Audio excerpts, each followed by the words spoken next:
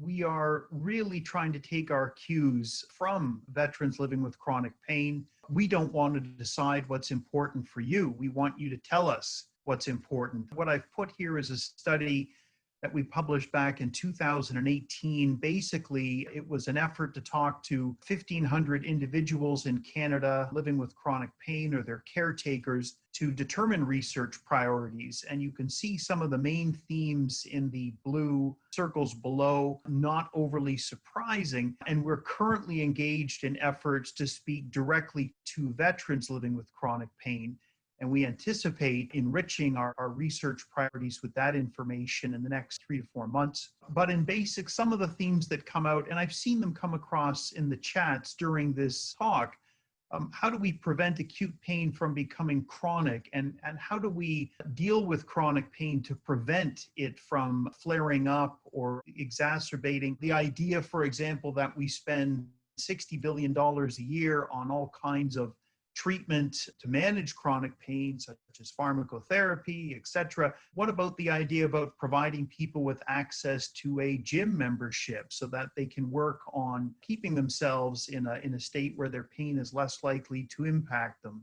In terms of providing optimal management of chronic pain, we often hear stories where individuals have gone to a dozen different practitioners and they've received a dozen different recommendations for different therapies. Well, what works? What doesn't work? How well does it work? In whom is it more likely to work? These are important questions we still need to answer.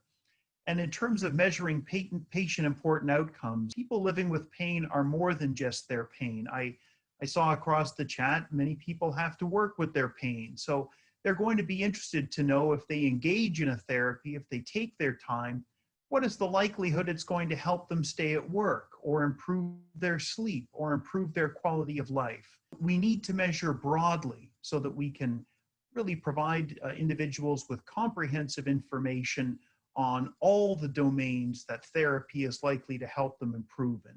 One area that we have consistently heard questions about is the potential role of medical cannabis in the management of chronic pain, also in some other forms of complaints as well, but predominantly chronic pain. And here you can see the results from tracking that Health Canada does, looking at the number of individuals in Canada that are authorized to use medical cannabis. And you can see from 2015 up till 2018, a 3-year span, that number has increased dramatically from 24,000 to close to 350,000. Those numbers have also gone up. You can see that amongst Canadian veterans, there's a similar trend. In 2008, there was a grand total of 5 veterans that were being reimbursed for medical cannabis. At the end of 2018, that number was north of 10,000. In terms of the actual financial spend on that, you can see that in 2018, Ottawa paid $75 million for veterans cannabis. 2019, that had gone up to $100 million. And when I was interviewed for this article, the point that I made is that cannabis has become available for therapeutic use not because we have a strong evidence base to really give us good information about the anticipated benefit and harms, but more through a series of legal challenges and on compassionate grounds. So we need to do the work required to understand what is the role of cannabis and who is it likely to be helpful for and who is it maybe not likely to be a good option for. One of the challenges we have in the research community is getting the findings out into practice. I saw one of the points in the chat window asking how well we get this information out to veterans and their care providers to help. We know that on average, it takes about 18 years before research findings are translated into practice. And that is far too inefficient for anyone to be comfortable with. In recognition of this, the British Medical Journal has initiated a product called Rapid Recommendations, or Rapid Recs. And they take areas of particular concern or where practice is likely to be changed by emerging evidence, and they instigate a very rapid process to do a synthesis of all evidence relevant to that area and to put out a focused clinical practice guideline. And Just to give you an example of how something like this would work, I'm just going to show you a previous one that we did. There's a type of device called a low-intensity pulsed ultrasound bone stimulators. And these are popular devices for healing fractures. They're used by about 50% of all trauma surgeons in Canada. Annual market in North America is around $500 million for selling these devices. But the question is, if only half of surgeons are using them, why aren't the other half? Or maybe no one should be using them. Everyone can't be right. So we noticed there was some problems with the literature. We conducted a large randomized study, and the findings helped provide some clarity around this issue, and that sparked off one of these rapid recommendations. So we then looked at all of the evidence relevant to this question: how well do bone stimulators work for fracture healing? And when we compiled all this evidence, we found that, unfortunately, the evidence supporting their use was only from low quality studies that had a lot of problems with them. And the higher quality evidence all consistently found that they actually didn't work. And so this information was then provided to a panel of experts and patient representatives. And when they reviewed all this evidence, they were very quickly able to come to a strong recommendation against the use of these bone stimulators for managing fracture healing. And this is the sort of infographic of what a rapid recommendation would look like.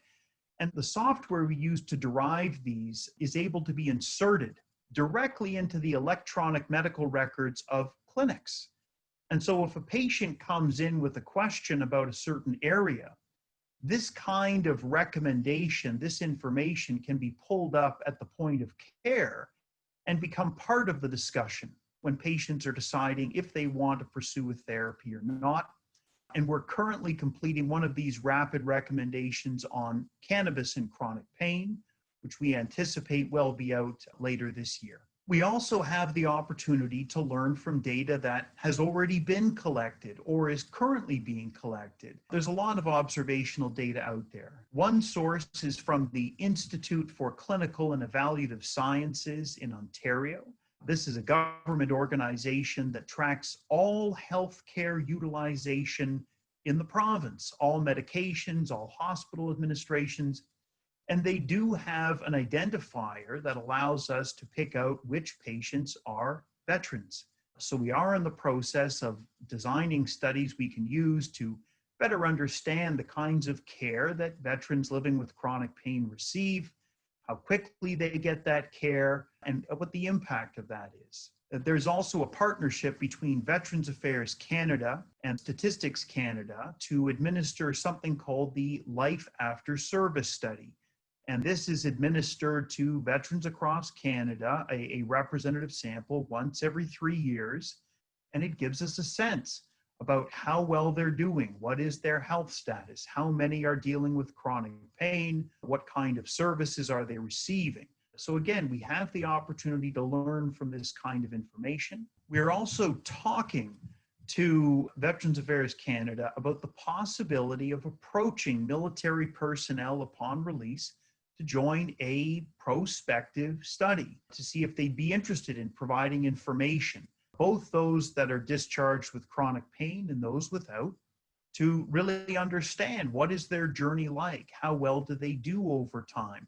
For those that are released without chronic pain, who goes on to develop chronic pain? Could we do something with that learning to help prevent chronic pain from emerging in some cases?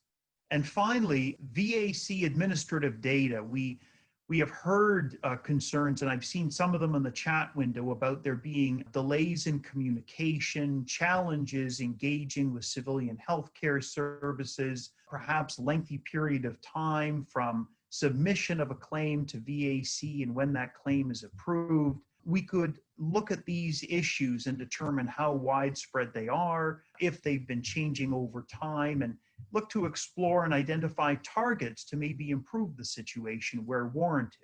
And to the point about measuring all sorts of important domains amongst individuals living with chronic pain, there has been good work conducted in collaboration between veterans and also Veterans Affairs Canada to identify 7 domains of well-being that were seen as important to understand the overall wellness of an individual. And of course, one of those is health. Health is obviously critical to how we do, but there are other things as well. And you can see here life skills and preparedness, financial health, social integration, employment or other meaningful activity. These are all important things to consider when trying to understand how well someone is doing.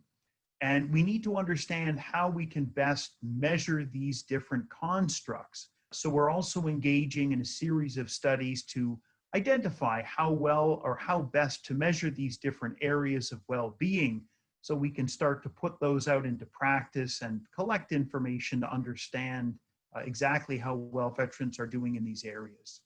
So in summary, if we are going to conduct and produce research that will actually be helpful for veterans living with chronic pain, we need to do a couple of things. We have to make sure that the research is accountable to the stakeholders that it's supposed to help.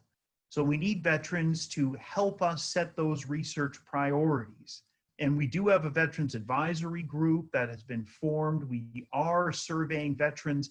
I encourage anyone who would like to participate in the process to reach out. We do want to hear your views. Studies have to target practical issues. We don't want to do pie in the sky research. We want to know what are the issues that are affecting veterans right now, and how can we do research to provide answers that are likely to be helpful with practical issues.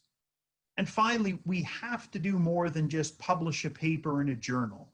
We have to find a way to get research integrated into practice, and we have to measure the impact of doing so. If it's not improving the lives of veterans, then the research hasn't been helpful. So we have to be accountable not only to pick topics that are important, not only to pursue research well, but to take stewardship of moving it into practice and measuring the impact.